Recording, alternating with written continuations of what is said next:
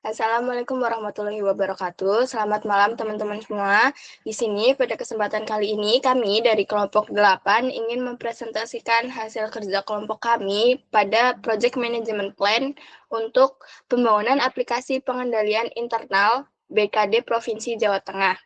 Nah, sebelum kita lanjut ke materinya, izinkan saya untuk memperkenalkan anggota kelompok 8. Di sini ada saya sendiri, Afra Lintang Maharani dengan NIM 231102258. Kemudian ada Maulisa Elvita Sari dengan NIM 23111022259. Kemudian ada Ajinoto Sutrisno dengan NIM 23111022262. Dan ada Gilbran Alvaris Prima dengan NIM 23111022267. Nah, kita lanjut. Untuk gambaran umum proyek. Nah, proyek ini tuh tujuannya untuk apa sih? Proyek ini tuh bertujuan untuk membangun sistem informasi dengan basis web untuk monitoring dan evaluasi program di BKD Provinsi Jawa Tengah. Kliennya, untuk proyek ini, kliennya sendiri itu ada BKD Provinsi Jawa Tengah yang diwakili oleh Ibu Utami Rahajeng. Kemudian untuk durasi proyeknya itu 45 hari kerja, mulai dari Oktober sampai dengan November 2025. Tujuan proyeknya sendiri untuk mengintegrasikan data perencanaan atau SIMDA dan kinerja atau SIKI serta pelaporan otomatis. Nah, pelaksana proyek ini kami sendiri, yaitu kelompok 8 dari Telkom University Purwokerto. Kemudian untuk ruang lingkup sendiri, yang termasuk atau in scope adalah yang pertama itu ada aplikasi pengendalian internal berbasis web. Kemudian yang kedua ada modul integrasi data SIMDA dan SIKI. Yang ketiga ada dashboard monitoring fisik dan keuangan.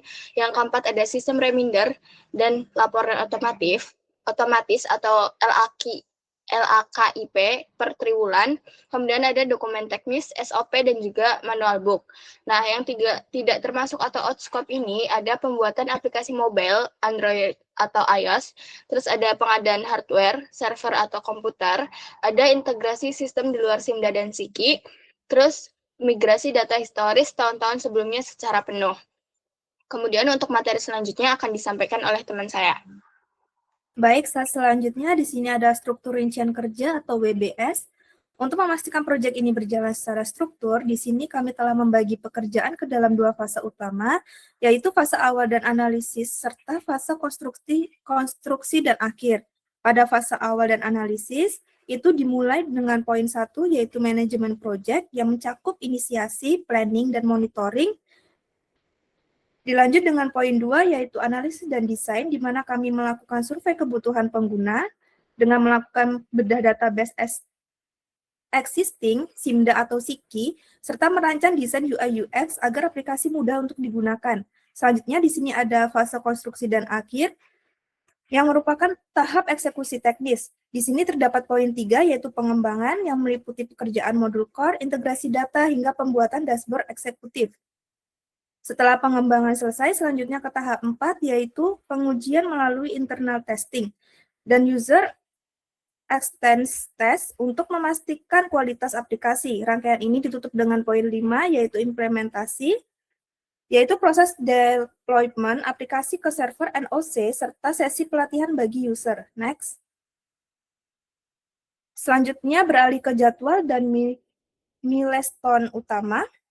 Kami telah memetakan lini masa proyek yang padat ini dalam durasi 45 hari kerja, yang dimana jadwal ini tuh telah disusun menggunakan metode finish to start, yang artinya setiap tahapan itu harus diselesaikan secara berurutan agar tidak terjadi tumpang tindih. Pada bulan pertama, yaitu pada minggu 1 sampai ke minggu keempat, di sini kita fokusnya yaitu untuk persiapan dan fondasi, di mana minggu pertama diisi dengan urusan administrasi kontrak dan persiapan lingkungan kerja teknis. Dilanjut ke minggu kedua, kegiatannya adalah survei ke pengguna dan membedah database SIMDA agar struktur datanya lebih jelas. Hasil data tadi masuk ke minggu ketiga untuk dibuatkan desain UI dan struktur database-nya. Di sini kita butuh persetujuan dan approval desain sebelum prosesnya coding dimulai. Setelah itu, pada minggu keempat, itu ada pembuatan fitur dasar seperti login dan master data mulai untuk dikerjakan. Dilanjut dengan bulan kedua, yaitu pada minggu kelima sampai ke-8. Pada minggu kelima ini ada poin yang sangat krusial karena ada proses integrasi API dan API kinerja. Selanjutnya di sini ada minggu ke-6, yaitu pembuatan dashboard dan fitur cetak laporan PDF, serta sistem tes. Dilanjut dengan minggu ke-7, yaitu dilakukan user acceptance test atau uji coba langsung oleh pengguna untuk mengecek keamanan data. Yang terakhir pada minggu ke-8 itu aplikasi dipasang ke server NOC, lalu ada sesi training, dan ditutup dengan serah terima atau BES. Next.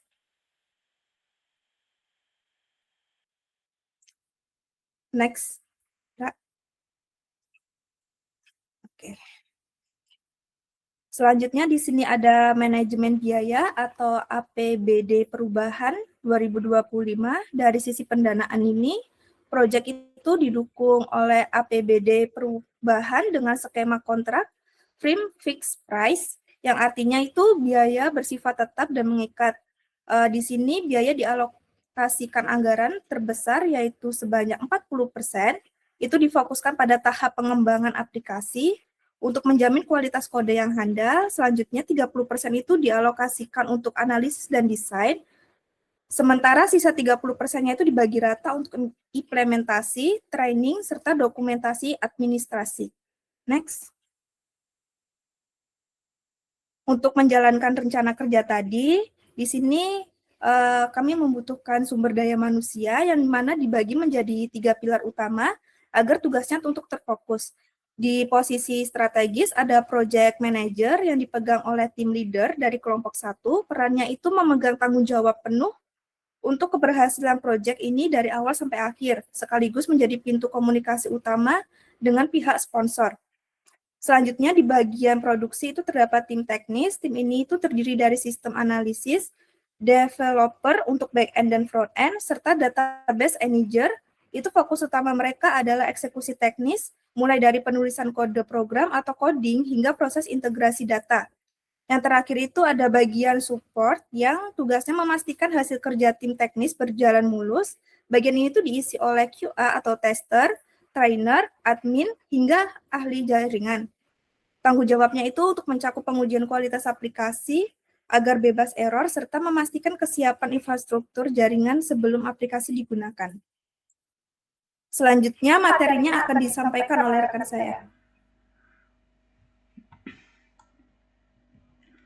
Baik, melanjutkan dari penjelasan sebelumnya, pada bagian ini saya akan menjelaskan bagaimana proyek ini dikelola dari sisi komunikasi, kualitas, stakeholder, dan risiko.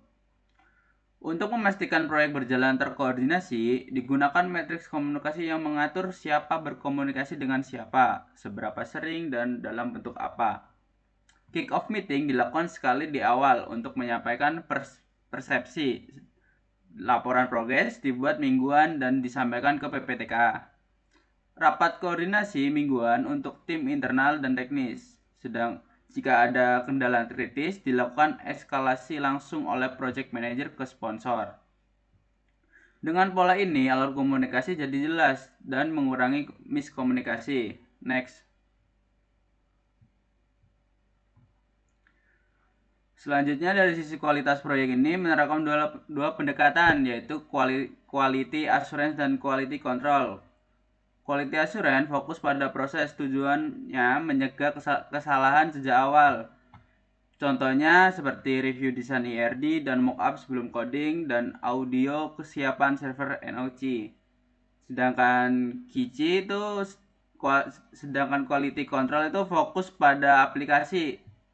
Contohnya itu standar coding PHP, PSR, integrasi SIMDA itu harus 100% akurat, performa aplikasinya di bawah 3 detik dan dilakukan unit testing dalam UAT. Jadi, QA itu mencegah kesalahan, sedangkan QC itu memastikan produk akhirnya layak digunakan. Next.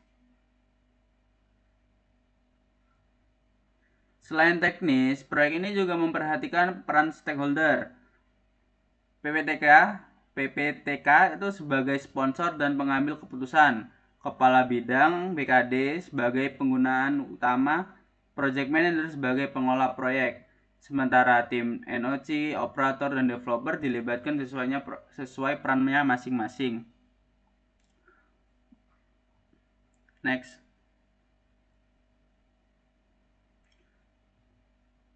Kami mengidentifikasi 3 risiko utama proyek. Yang pertama itu integrasi SIMDA. Resikonya itu kegagalan sinkronasi data anggaran. Mitigasinya itu koordinasi dini untuk membedah database dan data mapping komprehensif. Yang kedua ada scope creep. Nah, itu resikonya itu pemintaan fitur tambahan. Misalnya itu mobile app. Mitigasinya itu freeze requirement formal dan change request system. Dan yang ketiga itu server NOC. Nah, risikonya itu infrastruktur belum siap saat deployment, dan mitigasinya itu audit server sejak awal dan koordinasi intent tim jaringan. Ketiga risiko ini tidak bisa dihindari tapi bisa dimitigasi sejak awal proyek. Next. Setelah pengolahan komunikasi kualitatif stakeholder dan risiko, selanjutnya akan dijelaskan oleh rekan saya terkait tahapan berikut. Nah, selanjutnya masuk ke slide manajemen pengadaan, di mana proses pengadaan ini kami lakukan dengan prinsip efisiensi yang ketat sesuai dengan anggaran DPA APBD perubahan. Nah, di sini kami menggunakan jenis kontrak frame fixed price atau harga tetap. Nah, penjelasan sederhananya itu kayak jenis kontrak ini kayak memberikan kepastian anggaran bagi PKD. Jadi kalau ada kendala teknis di tengah jalan, biayanya tidak akan membengkak karena resiko sudah kami hitung matang di awal. Next. Nah, selanjutnya pada slide arsitektur dan integrasi. Nah, intinya itu adalah teknis dari sistem kita, yaitu aplikasi ini dirancang sebagai hubungan terpusat. Kenapa ini penting? Karena selama ini data keuangan di SIMDA dan data kinerja di SIKI mungkin terpisah. Melalui sistem ini kami satukan keduanya sehingga pimpinan bisa melihat korelasi antara anggaran yang keluar dengan capaian kinerja secara real time. Nah, untuk faktor keamanan, sistem ini dipasang langsung di infrastruktur NOC BKD menggunakan lingkungan Linux dan MySQL. Pemilihan Linux ini sangat strategis karena selain stabil dan aman, sistem ini bersifat open source, sehingga anggaran pengadaan bisa difokuskan pada kualitas fitur aplikasi daripada biaya lisensi sistem operasi. Next. Nah, langkah selanjutnya dan penutup. Nah, rencana aksi kami dari kelompok 8 ini berkomitmen penuh menyelesaikan semua ini dalam 45 hari kerja dengan kualitas tertinggi. Fokus kami di minggu pertama adalah beralih kencang melalui 3 langkah pertama, yaitu finalisasi kontrak, rapat kick-off resmi, dan yang paling krusial adalah survei kebutuhan langsung ke setiap bidang. Nah, kami ingin memastikan di minggu pertama ini apa yang kami bangun benar-benar pas dengan apa yang dibutuhkan oleh Bapak Ibu di lapangan. Next. Nah, demikian presentasi kelompok 8 ini. Kurang lebihnya mohon maaf. Wassalamualaikum warahmatullahi wabarakatuh.